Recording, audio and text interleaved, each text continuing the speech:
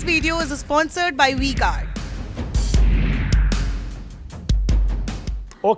Okay Charanjit Singh Sapra ji, Rahul Gandhi के बाद प्रियंका गांधी भी बिल्कुल वही बात कहने लगी। पनौती चल क्या रहा है, ये कैसा स्तर हो गया प्रचार का सापरा जी? देखिए मानक जी, सर्वप्रथम आपको याद दिलाऊं कि ये पनौती शब्द जो है ये कोई कांग्रेस पार्टी ने इसकी खोज नहीं की है, ये तो जनता ने खोज करी है। आपको याद होगा कि जिस दिन फाइनल मैच था क्रिकेट का, वो 2 दिन ये ट्रेंडिंग चलता रहा और ये तो जनता ने चलाया है ट्रेंडिंग। ट्विटर या जो एक्स हैंडल आजकल है उसके ऊपर ये पनौती चलता रहा है।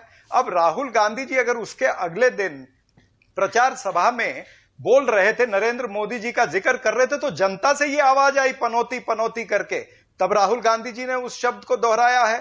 तो ये पनौती शब्द क्या कोई गाली है, पहली बात। और दूसरी बात, ये इतने सारे शब्द गिना रहे हैं। हाँ ठीक है, प्रधानमंत्री ने कितनी बार मर्यादाएं तोड़ी हैं ये सारी जनता को पता है। इन्होंने खुद कहा कि जर्सी गाय कहा, 50 करोड़ की गर्लफ्रेंड किसी व्यक्ति की पत्नी को कहा, इस तरह से अनेक सारे उदाहरण है।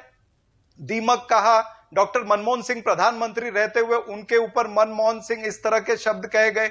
यानी देश के प्रधानमंत्री ने शुरुआत से आज तक हमेशा मर्यादा जो है उसका उल्लंघन किया है, मर्यादा को तोड़ा है। अभी भी उन्होंने इस तरह के वक्तव्य मध्य प्रदेश के चुनाव के अंदर किए हैं। सवाल यह बनता है कि इसी तरह का एक कोर्स चला था जब कर्नाटक के चुनाव थे, जब प्रधानमंत्री ने, आपको याद होगा कि 90 गालियां गिन करके दिखाई थी और कहा था कि मुझे इतनी गालियां ये लोग दे चुके हैं, लेकिन वो मुद्दा कर्नाटक के अंदर नहीं चला। जनता को इन मुद्दों से कोई लेना देना नहीं है और जनता समझ गई है कि बीजेपी की पॉलिसी है कि ये करें तो चमत्कार, कोई और करे तो गुनेगार। यानी किसी और ने कुछ कह दिया और हालांकि गलत शब्द भी नहीं है तो वो गुनेगार हो गया, तब ये इलेक्शन कमीशन के पास दौड़ेंगे। मेरा आज इलेक्शन कमीशन से भी प्रश्न है कि तिजारा के अंदर जिस तरह से योगी आदित्यनाथ की हाजिरी में उनके आला नेता ने, वो दायमा कुछ नाम था उनका, उन्होंने जिस तरह से कहा कि मस्जिद और गुरुद्वारे जो है ये नासूर बन गए हैं, हमें इनके ऊपर अटैक करना चाहिए, इस तरह की भाषा जब बोली गई, जब खुलेआम नफरत परोसी गई, तब इलेक्शन कमीशन क्या सो रहा था? इलेक्शन कमीशन अगर सत्ताधारी पार्टी का टूल किट का हिस्सा बन जाएगा तो फिर चुनाव क्या होंगे? फिर तो हम जनता की कोर्ट में पहुंच गए ना। हम जनता की कोर्ट में ये मांग कर रहे हैं, अब जनता तय करेगी कि भाई कौन पनौती है और कौन नफरत फैलाता है। बिल्कुल सही है सापरा जी, जनता ही तय करेगी, क्योंकि अब 2 दिन बाद वोटिंग है। बिल्कुल सही कह रहे हैं, मैं सहमत हूं आपसे। ये बयान सही था या गलत है वो पता लग जाएगा 3 दिसंबर को। लेकिन मैं तो दूसरी बात कह रहा हूं, राहुल गांधी आप कह रहे हैं ना कि लोगों ने कहा, राहुल ने थोड़े कहा। प्रियंका गांधी ने फिर क्यों इशारों में बिल्कुल वही बात कह दी कि वहां पहुंच गए, हम हार गए। क्या मतलब था? ये कैसा अंधविश्वास है? प्रधानमंत्री के वहां जाने से हम मैच हार गए। भाई प्रियंका जी ने तो, आप खुद कह रहे हो कि इशारों में कहा। प्रधानमंत्री ने तो पार्लियामेंट के अंदर खड़े होकर रेणुका चौधरी जी को सुपुर्नखा कहा था कि नहीं कहा था? आपके सामने क्या प्रधानमंत्री ने माफी मांगी है?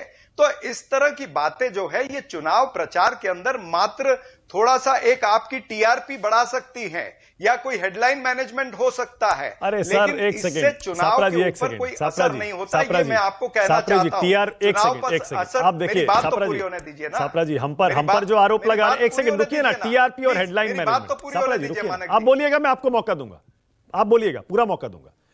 टीआरपी या हेडलाइन मैनेजमेंट, सर हमने थोड़े कहा था राहुल गांधी से या प्रियंका गांधी से या फिर नरेंद्र मोदी से ये बयान देने के लिए मूर्खों का सरदार या पनौती, हमने थोड़े कहा था।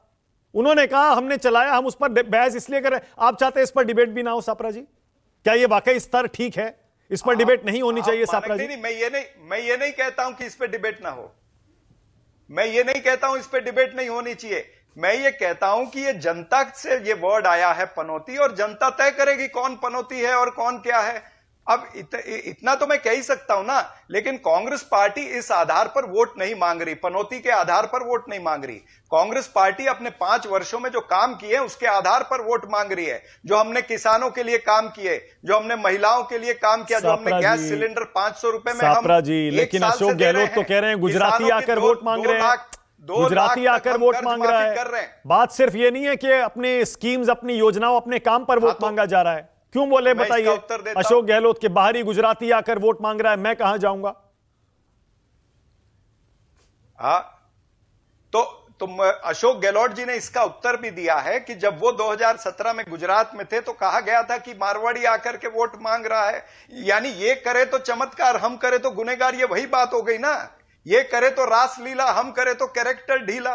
कमाल की बातें हो रही हैं आपके शो में।